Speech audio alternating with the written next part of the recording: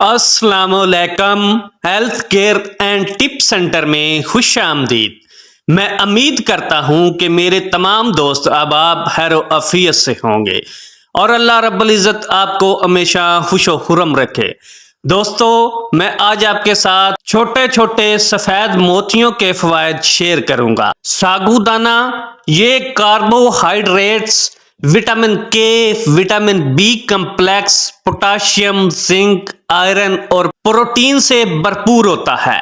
Calcium, vitamin C کی بھی کافی مقدار اپنے اندر رکھتا ہے۔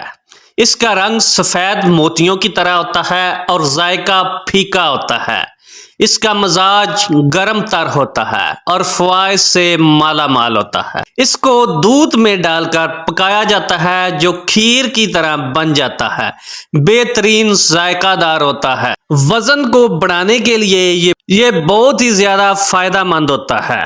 وہ خواتین و حضرات جو بہت زیادہ کمزور، جن کے گال پچکے ہوئے ہوتے ہیں، انہیں ساگو دانہ کی کھیر لازمی کھانی چاہیے، کیونکہ یہ ہڈیوں کو مضبوط بناتی ہے اور جسم کو موٹا کرتی ہے۔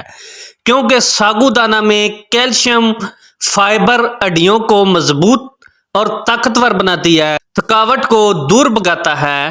ساگو دانہ بچوں کے لیے بھی بہت زیادہ فائدہ مند ہوتا ہے۔ بچوں کو قد بڑھانے اور ہڈیوں کو مضبوط بنانے میں بھی یہ بہت زیادہ فائدہ مند ہوتا ہے۔ جسمانی پٹھوں کو مضبوط بنانے کے لیے یہ اپنی مثال آپ ہے، کیونکہ ساگو دانہ میں پروٹین وافر مقدار میں موجود ہوتی ہے جو ہمارے جسم کے پٹھوں کو مضبوط بناتی ہے۔ بچوں کے پیدائشی نقائص مثلاً غذائی اجزاء کی کمی اور غلط ادویات کا استعمال اکثر بچوں میں پیدائشی نقائص کا سبب بن جاتا ہے۔ ساگو دانہ میں پایا جانے والا فولک ایسڈ اور وٹامن بی بچوں میں بہترین نشوونما میں اہم کردار ادا کرتا ہے۔